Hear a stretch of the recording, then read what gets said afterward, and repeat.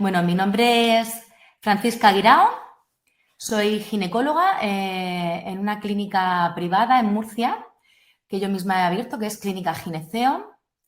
Soy ginecóloga, obstetra y también máster en medicina estética.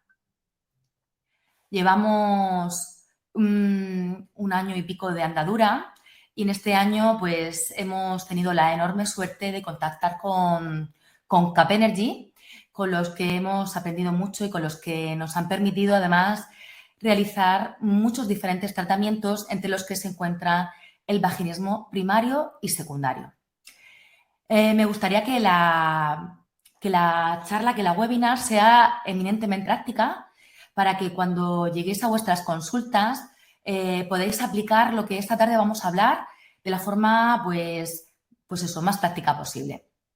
En primer lugar, decir que el vaginismo es un problema que se aborda de manera multidisciplinar. Es decir, esto es un problema que abarca la vida de la mujer y que puede tener que abordarlo pues, desde el punto de vista de la ginecología, de la fisioterapia y de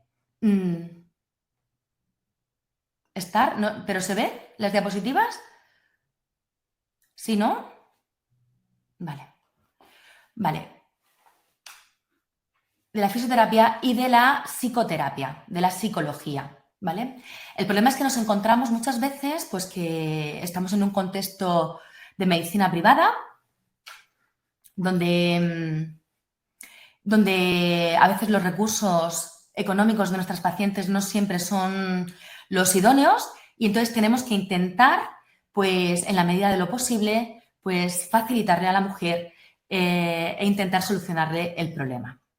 Tenemos que estar también nosotros muy seguros de nuestras habilidades como terapeutas, primero para diagnosticarla y luego para intentar tratarla y solucionar el problema y saber también con la humildad de decir de hasta dónde llegamos para en el caso de que no podamos resolver el problema, pues derivarlas a los terapeutas correspondientes. En primer lugar, vamos a definir qué es el vaginismo, los tipos de vaginismo que hay, qué es la dispareunia, dónde está el origen del problema, lo importante del autoconocimiento, las diferentes alternativas de tratamiento y luego una evaluación final que ya os he comentado que lo vamos a intentar hacer lo más práctico posible. El vaginismo, ya sea primario o secundario, es un problema sexual que afecta a gran número de mujeres. Hay aproximadamente reportados un 12% en la población, pero se cree que esto está infraestimado, probablemente debido a la sensibilidad que conlleva el trastorno, puesto que es algo que genera vergüenza normalmente. Si yo tuviera que definir con 3 palabras qué es el vaginismo, para mí serían dolor, miedo y sexualidad.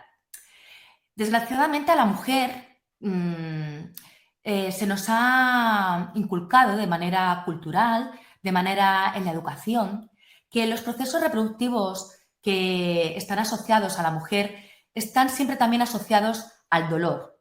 La primera regla, la menarquia, la menstruación, el parto, la menopausia, siempre lo asociamos con dolor. De hecho, hasta el punto de que algunas patologías que se asocian, por ejemplo, al dolor crónico, como puede ser una endometriosis, en España tenemos una media de 8 años para llegar al diagnóstico. Es decir, si no lo pensamos, si lo hemos normalizado, pues probablemente nunca lo vamos a diagnosticar y, por lo tanto, nunca vamos a ofrecerle la ayuda necesaria a nuestras pacientes. Siempre hay que ir más allá de estos aspectos físicos, abarcar ese contexto emocional, ese contexto relacional. El vaginismo es una afección que involucra un espasmo muscular en los músculos que comprenden el suelo pélvico. Puede hacer que este sea doloroso, difícil o imposible el tener relaciones sexuales, tener una exploración ginecológica o una colocación de un tampón. Este espasmo generalizado a nivel de la pelvis puede generar incluso una interrupción de la respiración. La paciente se queda prácticamente rígida. Este grupo de músculos afectados es sobre todo los músculos del grupo de los pubococcigios. Son responsables pues, de la micción, de las deposiciones, del parto, del orgasmo femenino. Y tenemos que tener muy claro que la mujer no tiene un trastorno del deseo, no tiene un problema de frigidez, ni de deseo sexual hipoactivo, ni una anorgasmia. La mujer tiene deseo, tiene excitación y aparentemente puede encontrarse relajada. ¿Qué tipos de vaginismo hay? Pues tenemos el vaginismo primario, es una afección permanente al que el dolor siempre ha estado presente. Será difícil usar un tampón o someterse a un examen ginecológico. Con frecuencia, lo que he comentado, cuando intentan la penetración sexual del pene, pues puede describir una sensación como de golpear una pared, como si tuviera una barrera, una puerta en la zona de la apertura vaginal. Puede haber dolor, incluso una anticipación donde, aun ni tocándoles, la paciente ya siente dolor solo por el hecho de que intentas explorarla. La mujer deja de respirar por un momento y los síntomas se invierten cuando se detiene el intento de penetración. Los vaginismos secundarios son los que aparecen pues, cuando la mujer ya ha experimentado una función sexual normal. No siempre ha existido, por tanto. Puede ocurrir a cualquier edad y puede ser que no haya sucedido anteriormente. Usualmente se inicia por un evento específico, como puede ser una infección, pues una candidiasis vaginal de repetición, puede ser pues, por una afección médica, por ejemplo, un líquen, una menopausia, problemas de tipo relacional, una cirugía o incluso un parto. Incluso después de que se haya corregido esta afección médica, estas mujeres pueden continuar con esas sensaciones y esa imposibilidad para la penetración y es por una respuesta de condicionamiento. ¿Cuándo hablamos de vaginismo global? Pues cuando siempre existe y cualquier objeto lo activará. Y el vaginismo circunstancial es aquel que solo se da en determinadas circunstancias. Puede suceder pues, durante las relaciones sexuales, pero no durante los exámenes ginecológicos o al colocar un tampón. Si en algún momento necesitáis que vaya más lenta o cualquier cosa, me lo podéis ir comentando. ¿Qué es la dispareunia? Forma parte un poco quizás del englobe, pero en este caso la mujer sí es capaz de tener relaciones sexuales, pero estas son dolorosas. El dolor puede aparecer justo antes, durante o inmediatamente después de la relación sexual. De hecho, nos encontramos con muchas mujeres que dicen, días después de tener una relación sexual, me la paso con dolor, con escozor y con muchas molestias. Puede ser un dolor localizado en la zona genital o a veces puede ser en la zona baja del vientre, en la pelvis. Como hemos dicho, es algo multidisciplinar y por tanto hay factores emocionales y factores físicos que pueden desencadenar este vaginismo. Ya he dicho que si tuviera que definir con 3 palabras el vaginismo, el miedo sería una de ellas. Miedo al embarazo, ansiedad acerca del desempeño, sentimientos de culpa, problemas de relación, eventos traumáticos que pueden aparecer en la vida de la paciente, incluyendo pues traumas de tipo sexual. Experiencias infantiles con una mala relación con la educación sexual también pueden hacer que aparezca este problema. Entre los activadores físicos, pues un poquito los que ya hemos comentado, infecciones vaginales de repetición, pueden ser también pues, por parto, menopausia, cirugías pélvicas, que hay una insuficiencia de lubricación, efectos secundarios a medicamentos. Todos estos pueden hacer que aparezca el vaginismo. Un poquito esta diapositiva viene a resumir lo que estábamos ya hablando y dolor, embarazo, experiencias traumáticas, infecciones de transmisión sexual, intenso sentimiento de culpa, muchas veces el sentimiento de que algo es malo, con muchas connotaciones negativas acerca de la sexualidad y desembocan en una contracción de los músculos vaginales que funcionarían como un mecanismo de defensa inconsciente para evitar la penetración. Para diagnosticar el vaginismo, lo primero que hay que hacer es pensar en él. Si no pensamos en él, si no preguntamos, pues hay veces que la mujer puede llegar desesperada a la consulta, pero muchas veces es algo de lo que no se habla, por miedo, por vergüenza, por múltiples razones. Debemos saber que los ginecólogos muchas veces somos responsables de que este diagnóstico no se haga de forma correcta, porque la paciente a veces es el único contacto que tiene pues, con profesionales que nos dedicamos un poquito al tema de la esfera sexual de la mujer. Es posible que a lo mejor no vaya directamente a un fisioterapeuta o a un psicoterapeuta, porque muchas veces piensan que tienen algo defectuoso en su cuerpo, que hay algo que no funciona bien. Por lo tanto, es un proceso complicado y que incluye pues, a diferentes especialistas. Es muy importante que hagamos muchísimo hincapié en la historia clínica, hablar con las pacientes. Es para mí clave. De hecho, estas pacientes, cuando llegan a la parte de la exploración, lo viven con angustia, lo viven con vergüenza. Es muchas veces complicado.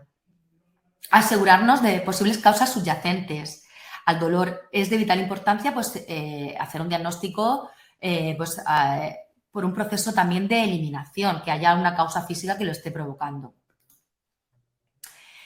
Decir que estas mujeres, como he dicho antes, tienen, no siempre, pero una lubricación normal, pero sí conservan su deseo sexual. Ellas quieren tener esa relación sexual y son capaces de tener orgasmos. El vaginismo muchas veces se asocia pues, a angustia, a una autoestima baja, a miedos, a depresión. Muchas piensan que son las únicas a las que les sucede esto, sintiéndose avergonzadas o anormales, pues lo que tardan mucho en consultar. Otras veces deciden hacerlo pues, cuando desean un embarazo o cuando la desesperación o el miedo al abandono supera a la vergüenza. El vaginismo puede a veces no ser diagnosticado o mal diagnosticado, confundiéndolo pues, con un anillo fibroso, con un himen rígido, lo que puede conducir pues, a una cirugía innecesaria y que no está bien indicada. Como he comentado al principio, voy a intentar que la webinar sea lo más práctica posible y, por tanto, pues he trasladado aquí a las diapositivas casos que me he encontrado en la consulta. He hecho un pequeño resumen de ellos y quiero pues, compartirlos con vosotros porque la verdad es que la respuesta ha sido extraordinaria. El primer caso es un caso de vaginismo primario en una paciente marroquí de 18 años que consulta acompañada de su marido de 29 años por imposibilidad de mantener relaciones sexuales con penetración. La paciente ya ha acudido a otra consulta de ginecología por el mismo motivo, sin ofrecerle ninguna alternativa. Directamente le miraron, le dijeron que todo estaba normal y que todo estaba en su mente. La paciente lleva en España solamente desde hace 4 meses y cabe destacar que no sabe español y que entiende muy poco, lo cual está dificultando mucho más la entrevista clínica. Vamos siempre pues, con traductores, a veces es el marido, otras veces es su cuñada. Su marido nos comenta que ellos se sienten muy enamorados, que se quieren mucho, que ambos se esfuerzan para llegar a situaciones de intimidad, pero que cuando llega el momento de la penetración siente un enorme dolor que se lo impide y eso a ella le hace sentirse muy mal. ¿Qué problemática nos encontramos en esta paciente? Pues el primero, como he comentado desde el principio, es el miedo al dolor. Encima tenemos el plus de que es una paciente que no sabe español. Tenemos una barrera idiomática. Después tenemos un componente religioso, cultural, una educación muy restrictiva. Y por otra parte, su deseo, o aparentemente eso es lo que ella expresa, de que quiere quedarse embarazada. Y claro, para eso necesita tener relaciones. ¿Cómo vamos a tratar a esta paciente? Pues en primer lugar, acercándonos a ella, intentando plantearle pues, que no está sola, que es un problema que le puede ocurrir a otras mujeres, que es relativamente frecuente. Y le planteamos realizar una descripción de sí misma, tanto a nivel físico como a nivel emocional. Otras veces, con otras pacientes, lo que hago es que les paso un cuestionario, donde muchas veces lo que coincide al final es un poquito lo mismo que luego cuando ellas se describen, se autodescriben. Y es que, pues, normalmente hay una baja autoestima, generalmente, pues, suelen estar a disgusto con su imagen corporal, se sienten diferentes, se sienten avergonzadas, tienen muchos prejuicios. Y otras veces, pues, también nos habla mucho de que el tema de su religión, de su educación, pues, es como si fuera un pepito grillo que los tienen ahí que siempre recordándole que quizá la sexualidad no es algo tan bueno, está unida a muchas connotaciones negativas. Le invito a la paciente a hacer una autoexploración, a hacer un autoconocimiento. Eso va a ser básicamente la exploración que le vamos a proponer. La paciente pues se va a quedar, va a mirar sus genitales con un espejo, los va a observar. Yo en este momento ni siquiera le toco, simplemente sujeto el espejo y ella ve que todo es normal. Ve yo le enseño que explore su anatomía, su vulva, su vagina, que le invito pues a que la explore. Le vamos a enseñar también, muy importante, hemos dicho que cuando ellas tienen ese miedo al dolor, lo primero que hacen es dejan de respirar. Entonces vamos a enseñarles a hacer una respiración consciente. Una respiración diafragmática, entrándole aire por la nariz y exhalando por la boca, siendo consciente de cómo mueve su diafragma, cómo mueve su tórax y de esta manera pues hacerlo le ayuda también pues a relajarse, a entrar en una situación de relajación. Es muy importante también pues que hagan cosas, les invito a hacer cosas que les guste, pues que siempre les mando tarea para casa porque el trabajo aquí no solamente es en la consulta, sino lo que luego ellas trabajan en casa. Pues hacer meditaciones, salir al aire libre. Les invito a gritar, a que abran la boca, porque les explico la enorme conexión que hay entre la boca y su vagina. Pero, lógicamente, estamos en una consulta, tenemos la enorme suerte de contar pues, con tecnología avanzada y utilizamos en esta paciente, además, concretamente, nos ayudó muchísimo el uso de la tecarterapia. ¿Por qué motivo? Pues porque teníamos un componente que era que la paciente no entendía español. Lo que hacemos es activar nuestro sistema nervioso parasimpático, es decir, vamos a abolir el sistema nervioso simpático con ayuda de la tecarterapia. Vamos a conseguir una relajación de la musculatura a nivel de toda la cadena ganglionar vertebral, vamos a disminuir la inflamación, vamos a trabajar el diafragma y cuando ella se encuentre más preparada, pues vamos con ayuda del manípulo vaginal pues a mejorar pues a nivel de la mucosa vaginal, identificar puntos gatillo y permitir que la musculatura se estire de forma precoz y sin molestias. Estos son, pues, un poquito cómo lo hacemos. Ponemos las placas automáticas a nivel de las glándulas suprarrenales. Después hacemos con los fuegos cruzados. Hay un recorrido de toda la cadena ganglionar simpática y también actuamos a nivel del diafragma con los fuegos cruzados. Y la verdad es que es espectacular cómo la paciente se relaja, cómo la paciente permite después la exploración y cómo facilita la relajación de toda la musculatura en general. Pero también nos ayudamos de técnicas complementarias. Lógicamente, la paciente tiene que seguir trabajando en casa lo que empezamos en la consulta. Le invitamos pues, a que realice hipopresivos, que hagan la respiración diafragmática para relajarlo todo bien. Hace utilización de vibradores para aumentar mucho la propiocepción y trabajamos también mucho con la ayuda de los dilatadores vaginales. El tratamiento incluye pues, ejercicios de autoexploración a través del tacto y la desensibilización progresiva con el uso de dilatadores vaginales. Se le dice a la paciente que con la ayuda de lubricantes inserten en la vagina objetos de forma fálica que van aumentando gradualmente de tamaño. Siempre, por supuesto, nunca las presionamos, siempre al ritmo que ellas marcan y la verdad es que es increíble cómo trabajan, cómo su afán por mejorar les hace avanzar día a día con cada sesión, es increíble. Hacemos, pues también les invitamos a hacer ejercicios de autopercepción con los ejercicios de suelo pélvico, de los ejercicios de Kegel, como hemos comentado, la inserción y dilatación con dilatadores, pero es muy importante pues hablar con ellas, hacer un adecuado asesoramiento, hacer un apoyo emocional que le va a permitir identificar a la mujer, expresar y resolver todos los factores emocionales que pueden estar contribuyendo a su vaginismo. Luego, tanto, aquí hay un enorme trabajo por parte del profesional pues, de escucha activa y de estar pues, a su lado. Como normalmente hacemos sesiones que planificamos de forma semanal o quincenalmente, en total duran unos 90 minutos, o sea que lo tomamos con 60-90 minutos, con mucha tranquilidad. Y en el caso concreto de esta paciente, pues el progreso ha sido espectacular. prácticamente en 4 sesiones la paciente ha conseguido pues ganar mucha confianza en sí misma y hasta el punto de que teníamos cita este viernes y que nos ha dicho que ya está, que ya se encuentra bien. Ha ganado confianza en sí misma, ha aprendido a relajarse, ha conseguido utilizar tampones. Muchas veces pues me escriben, pues, mira, Paqui, que me acabo de venir la regla y me he puesto un tampón. Y la verdad es que para ellas cada pequeño gesto es un logro enorme. Y hasta conseguir pues el embarazo. En la actualidad esta paciente está embarazada y bueno, pues está todo perfecto. Vamos a seguir con otro caso clínico.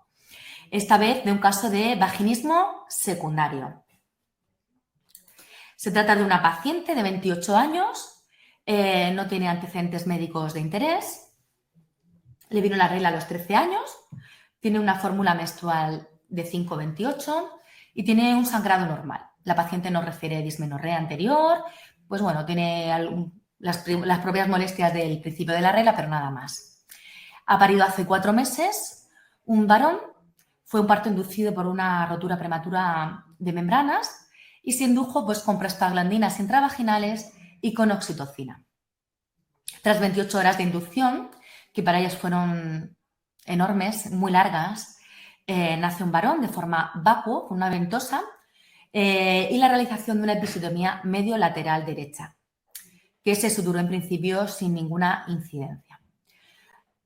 ¿Por qué he comentado cómo vive la paciente? Porque ya hemos dicho que aquí no solamente hay una parte física, hay una parte emocional importante.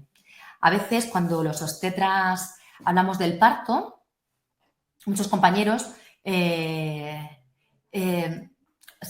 tienden a decir, bien está lo que bien acaba. Es una frase que yo he escuchado mucho en mis años de residente, bien está lo que bien acaba. Bueno, pero ¿cómo lo ha vivido la mujer? ¿Vale? Es verdad que el objetivo es que tenemos una mamá y un bebé sano, pero cómo se vive el parto, pues es muy importante.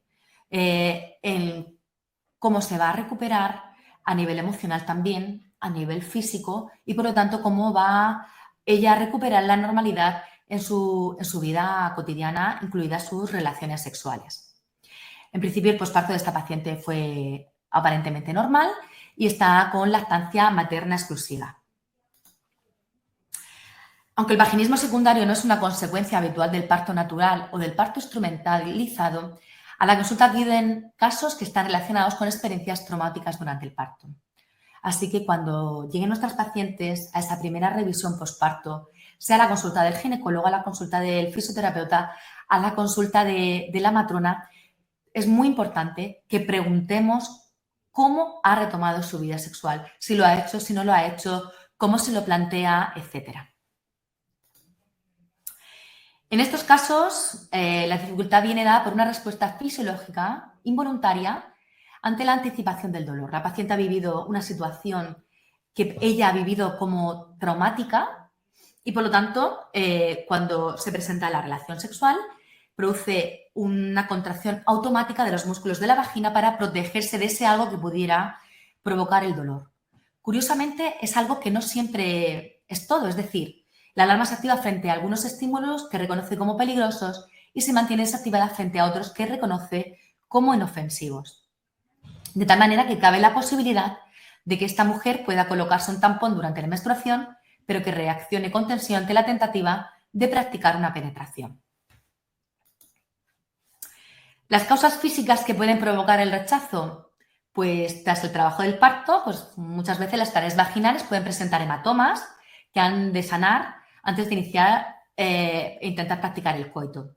Las episiotomías, muy importante. ¿De qué dependen muchas veces las episiotomías en el parto?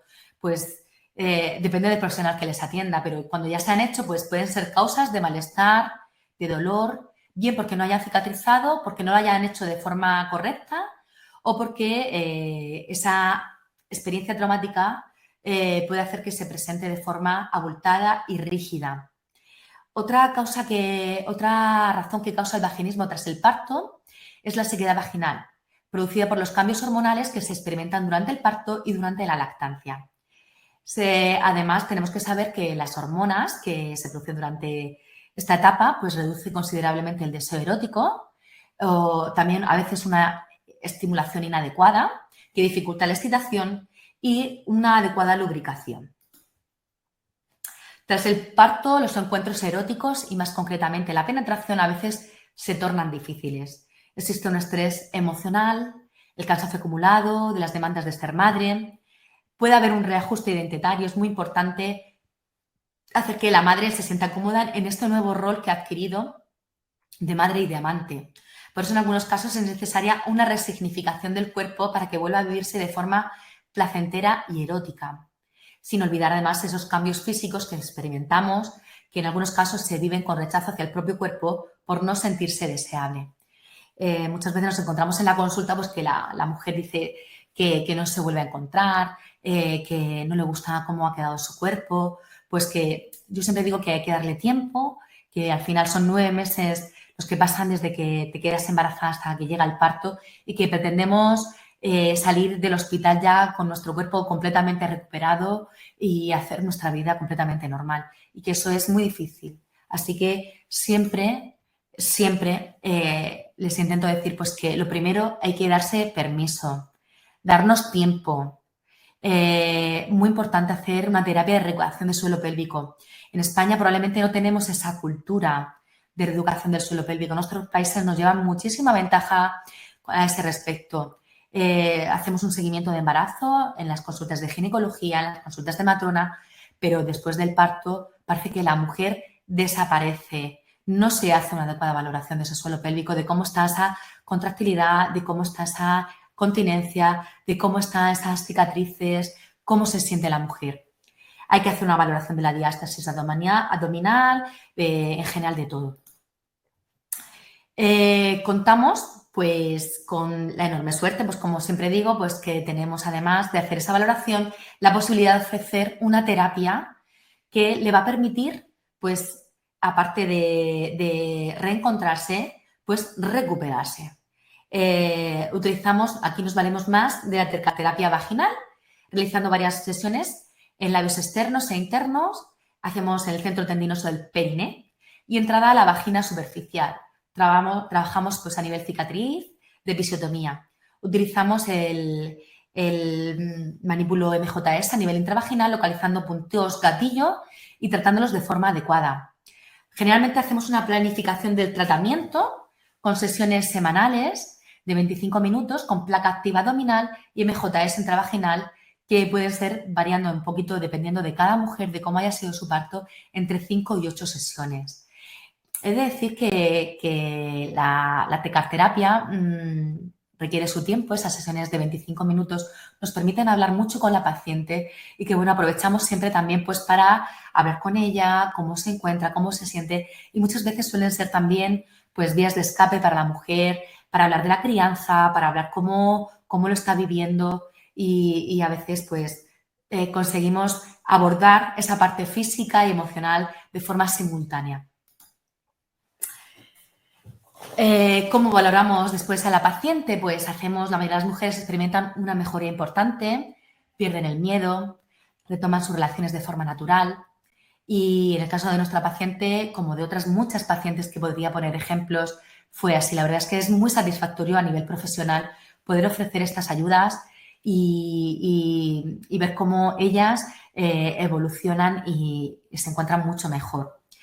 Otras opciones terapéuticas que tenemos que tener en cuenta, pues cuando vemos que la tecarterapia se nos queda, no es suficiente o que nos encontramos con una hipercontractilidad que no acaba de relajar esa musculatura, pues podemos utilizar otras terapias, como pueden ser la infiltración con ácido hialurónico a nivel perineal.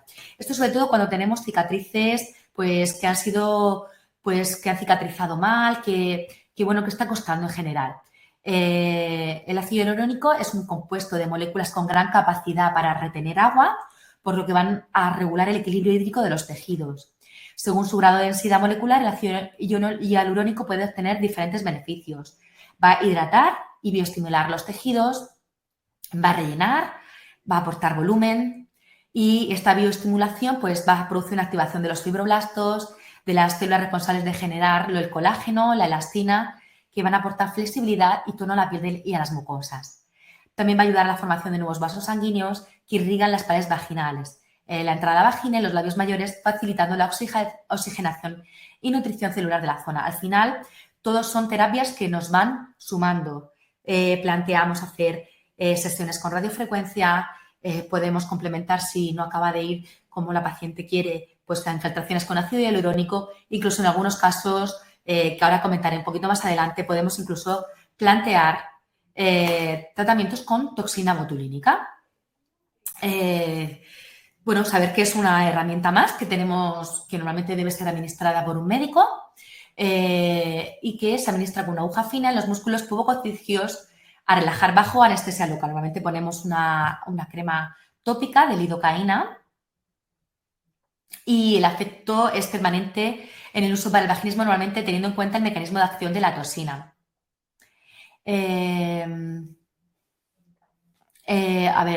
Se propone como alternativa para el tratamiento del vaginismo cuando el resto de los tratamientos convencionales han fallado.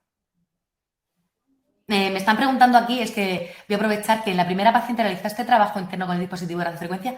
En esta paciente en concreto, no. Con otras sí que lo he llegado a hacer en vaginismo primario. Esta paciente es que la verdad es que ha ido tan rápida que es que directamente no llegó a necesitar el MJS. Directamente empezó con los dilatadores vaginales después de la relajación que hacíamos y desactivación del sistema nervioso simpático, y la verdad es que la paciente evolucionó tan rápida que es que no dio tiempo, pero en otras pacientes sí que lo he utilizado en vaginismos primarios también, sin ningún tipo de problemas.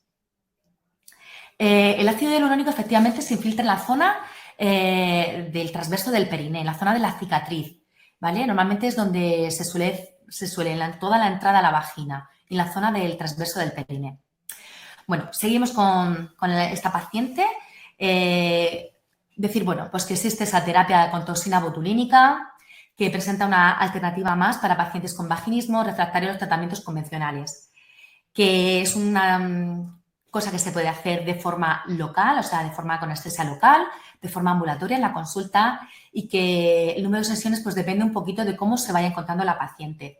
Decir que hay que ir muy poquito a poco porque cabe la posibilidad pues, de que relajemos demasiado la musculatura y que dejemos un problema de incontinencia. Entonces, hay que hacerlo muy poquito a poco.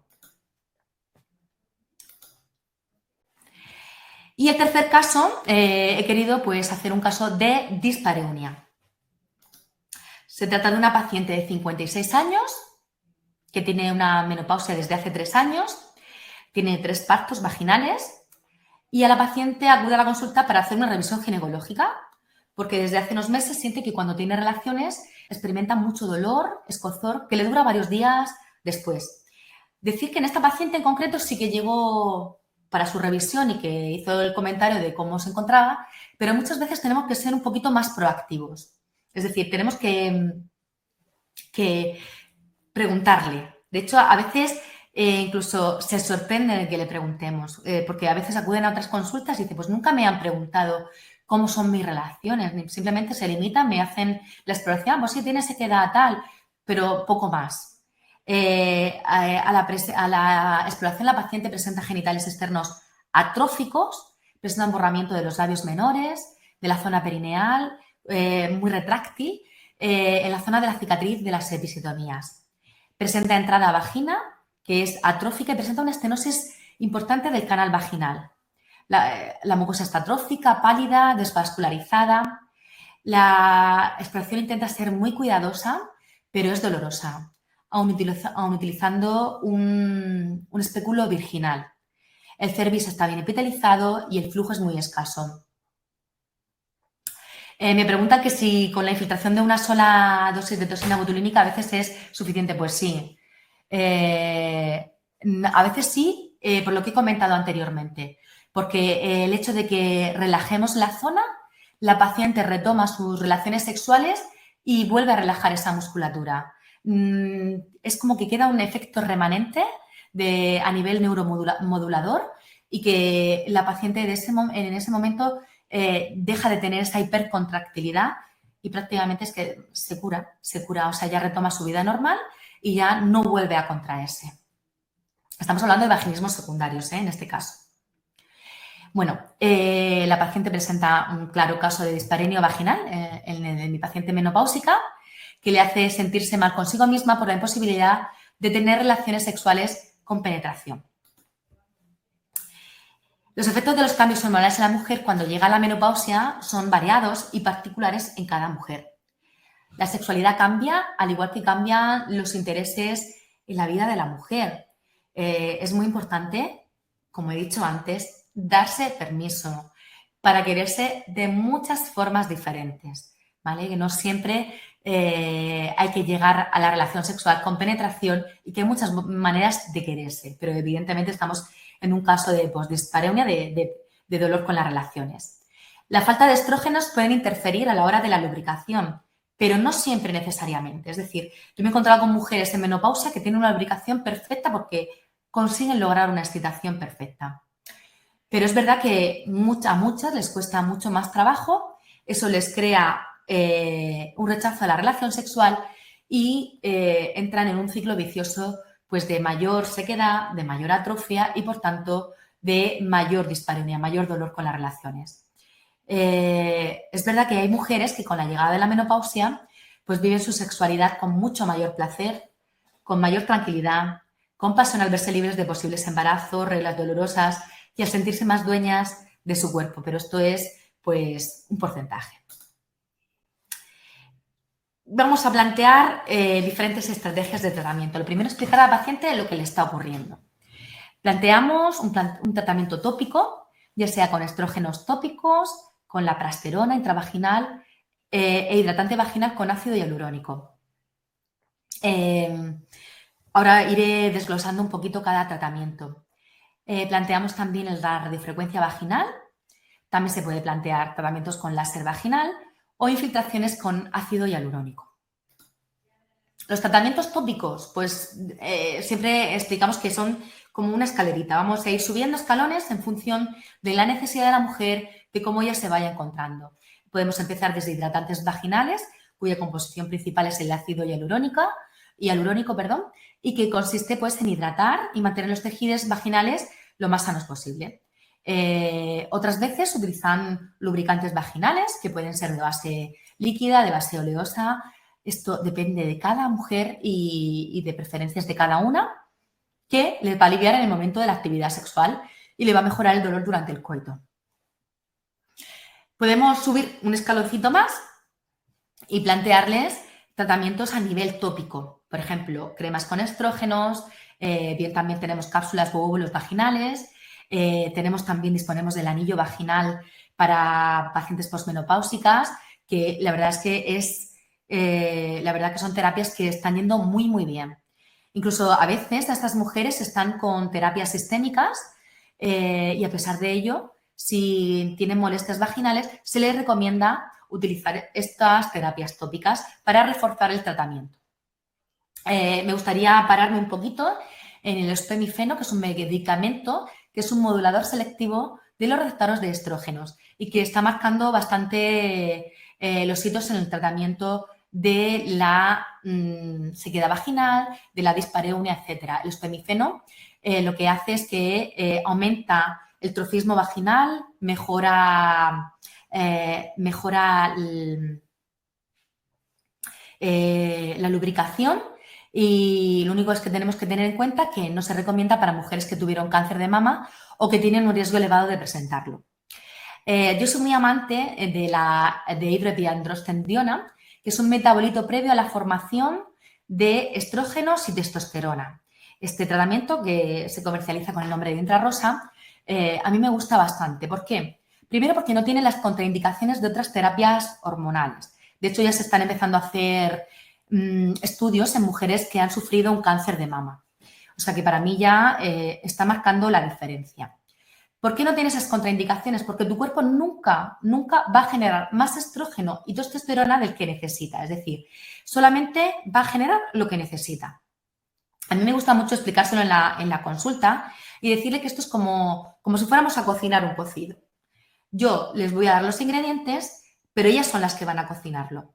Así que si a ellas les gusta el cocido más contundente, más grasito, pues le van a poner más morcilla, más chorizo, más tocino, más de todo. Pero si les gusta el cocido más ligerillo, pues le va a poner más verdura, más garbanzos, más zanahoria, judías, etc. Entonces, de esa manera actúa la prasterona. Nunca va a producir más estrógeno de lo que tú necesitas. De hecho, se puede dar en mujeres mayores de hasta 80 años. Hasta el punto que mejora la percepción con la prasterona en estas mujeres que en algunas consultas nos hemos encontrado pues que llegan a mejorar tanto que pacientes que incluso iban a ser operadas pues por un cistocele, por un rectocele, no es que le haya mejorado, no es que haya desaparecido ese cistocele, este rectocele, pero al mejorar la lubricación, al mejorar el trofismo a nivel vaginal, pues mejoran tanto que su percepción cambia y, por tanto, deciden hasta no operarse. Alternativas que damos más también, pues la radiofrecuencia vaginal. El tratamiento implica la aplicación pues a nivel de la zona vaginal, previa aplicación de un gel transductor. La piel no nota ninguna molestia, apenas un aumento de la temperatura local en los tejidos. Aquí estáis comentando que a veces cuando ponéis la placa activa en el abdomen notan sensación de quemazón y que terminan colocando en la zona dorsal, solo así se consigue llegar a los 40, pues a mí también me ocurre a veces eso, que si lo ponemos en la placa del abdomen, es verdad que a veces nos cuesta con el traductor vaginal llegar a la temperatura. Entonces a veces lo que voy haciendo es combinarlo, voy jugando un poquito con las sesiones, a lo mejor lo pongo, lo quito, juego un poquito también con la máquina, voy viendo cómo responden los tejidos, cómo con cada sesión es todo mucho más fácil. Vamos a aplicarlo pues, en toda la zona externa de la vulva, en los labios mayores, en toda la zona de la piel donde ha sido tratada y por lo tanto va a haber una remodelación del colágeno, una activación a nivel celular. Es que de repente notas cómo con cada sesión la mucosa se vuelve mucho más trófica, mucho más rosita, mucho más vascularizada, cómo la percepción que ellas traen a la consulta es evidente desde la primera sesión. La verdad que es como mágico. Las sesiones tienen una duración que dura entre 20 y 30 minutos.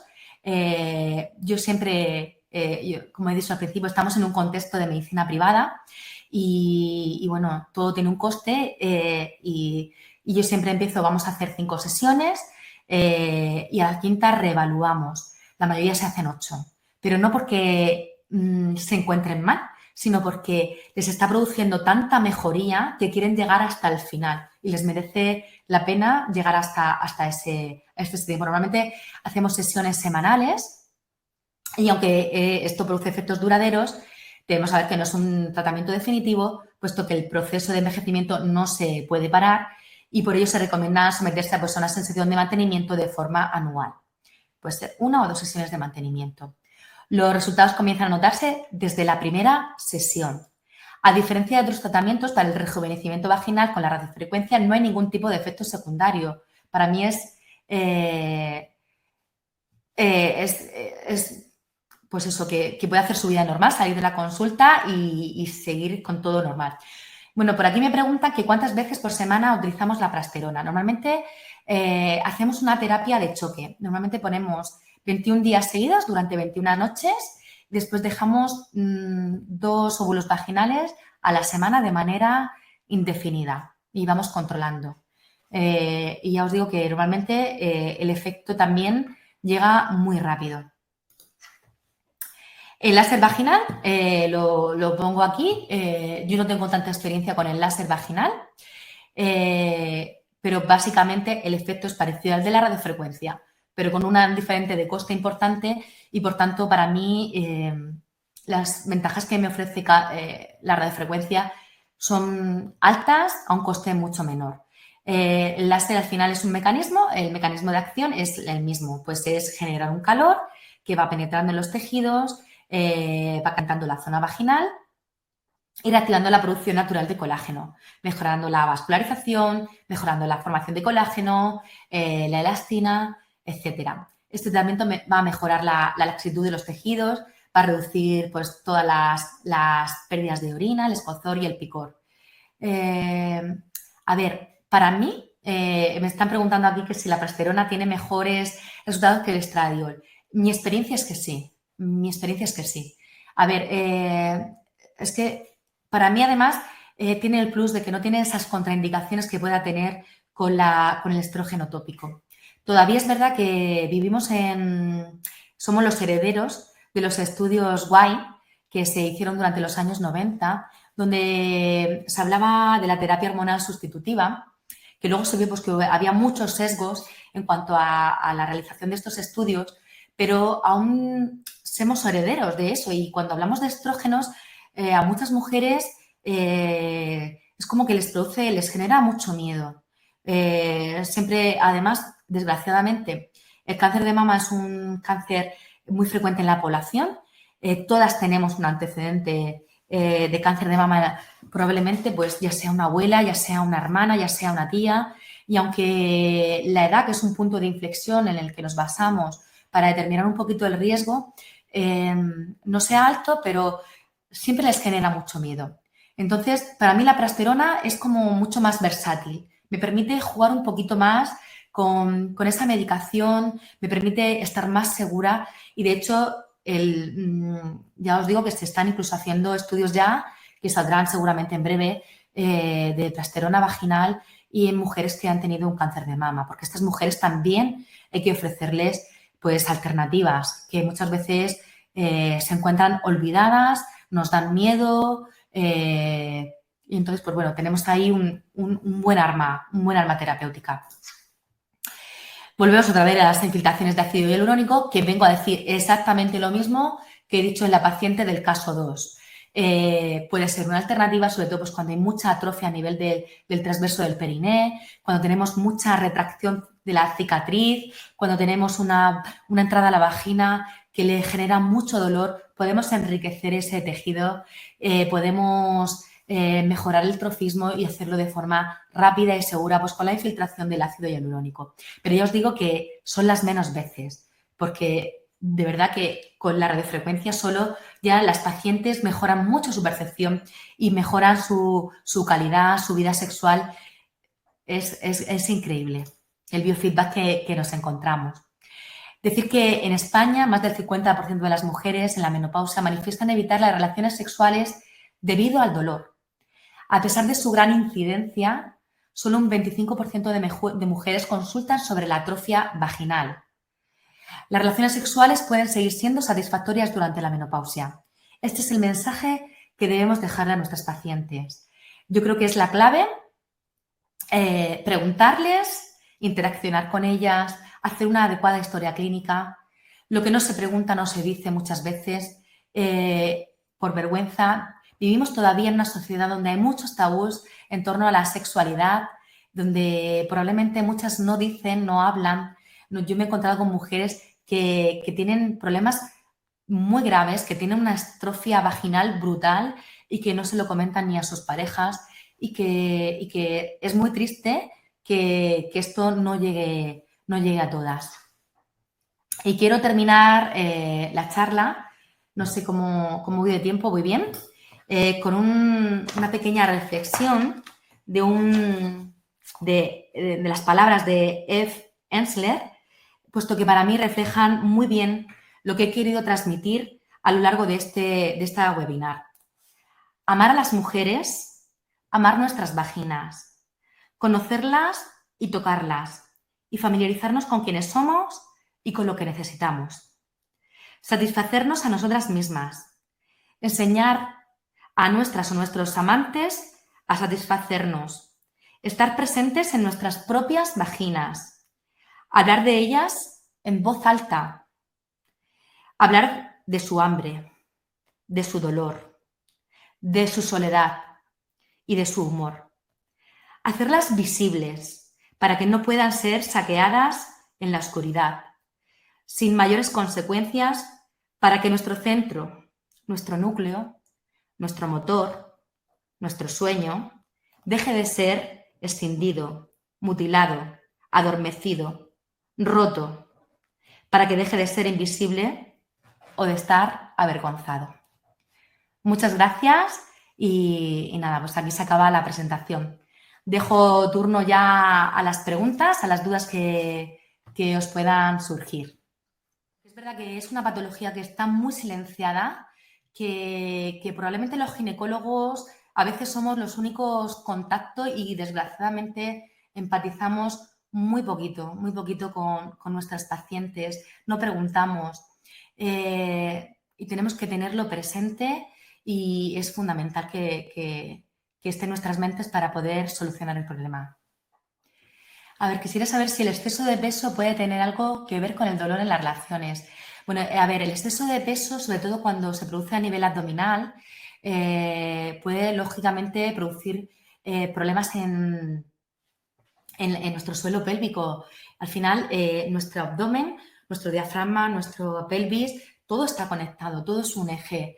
Y es verdad que puede hacer que estas relaciones sean más difíciles. Pero concretamente no creo que sea una cuestión solo del exceso de peso. Puede coexistir probablemente con otros muchos factores.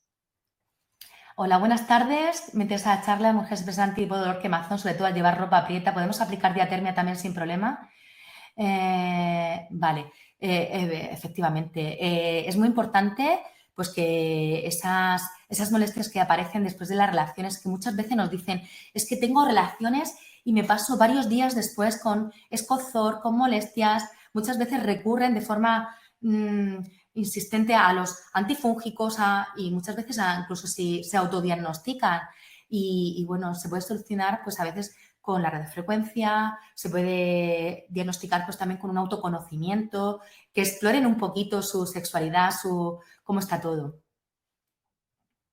Sí, es verdad, Gemma. Yo también y la verdad es que es espectacular la evolución que tienen estas pacientes con la terapia de radiofrecuencia. De hecho, cuando abrí la consulta, pues bueno, es verdad que a nivel ginecológico siempre se habla del láser ginecológico, es como que está todo muy en auge. El láser es como los compañeros, pues no sé qué se ha comprado el no sé qué láser y tal. Y yo aposté por la radiofrecuencia. Ya lo dije en otra charla que hice sobre el líquen escleroso, porque para mí el poder ofrecer un tratamiento óptimo a un precio óptimo es al final la clave. Con esto doy por terminada la webinar. Gracias a vosotras.